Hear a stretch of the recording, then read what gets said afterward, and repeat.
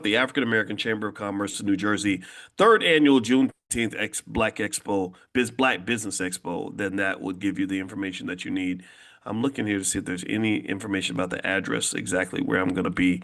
Yeah, here's a website. I should share this because they were nice enough to have me in, and I spoke with the president of the Black Chamber of Commerce there. He was a real good brother, and his information is on the page. It's aaccnj.com, aaccnj.com, and I'm still looking to find the address. I don't see any addresses. I don't know. I can't. I wish I could tell y'all. I apologize for not knowing these things. I feel horribly embarrassed. I probably should have thought about it before. Here we go. Trenton. It's in Trenton, New Jersey. So shout out to Black Trenton. So thank you, Kia. See, Kia knew all along. I should have just been like, Kia, where am I going again? So forgive me, my schedule's like that. I go places and I can't remember where I'm at, where I'm going, where I've been, because right after that I'm going somewhere else.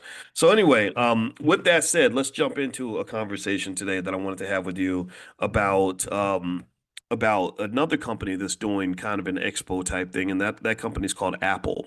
Apple is this massive corporation that you probably heard of.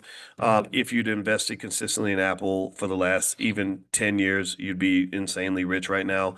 If you'd invested back, in the early 2000s, back when you knew Apple was a big company, you'd probably have several $100,000 in your bank account. And I'm not kidding. Literally, if most people spent the same amount of money on Apple stock that they spent on Apple iPhones, most of you would be rich, and the racial wealth gap would not exist in your household. One thing about the racial wealth gap that's important to understand is that the gap ain't the same for everybody, right? The gap ain't gapping for everybody. Everybody ain't a victim, right? So even though there are victims, victims are real, right? So we're not going to pretend like there aren't victims and not hear their story. Just know everybody ain't no victim. Like I hope y'all understand that. I hope you understand that. Like when they say things like, you ever hear that stat where they say that black wealth is going to decline to zero by 2053? Anybody heard that stat? Well, that stat is not, that doesn't apply to everybody. Every statistic has what you refer to as variation, meaning that you might have an average, but you really have an average of averages.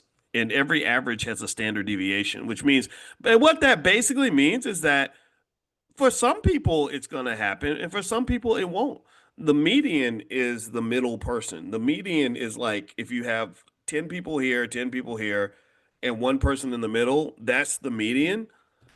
But that means half of Black America's wealth is actually going to be positive.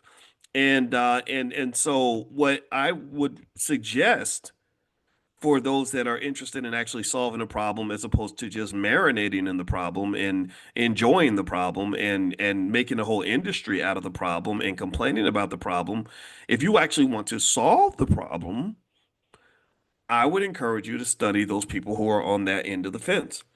Like, okay, how is it if it, because what that tells you is something that's not very popular for people to hear, which is that being black alone inherently is not a death sentence for your economics. There's no law ever written that says, well, all black people must have zero wealth. Every black person's got to be poor. That's a requirement. Being black means you must be broke. No, there's no law like that. What it says is that there are some systematic variables that increase the probability of your wealth being zero if you're black. Some of those variables are systemic, like racism. We know that's real. White people stole all your money. They owe you reparations. I will never walk away from that point. Um, some of them are cultural. Like you grew up learning how to manage your money from people who maybe did not have the skill set when it came to managing money.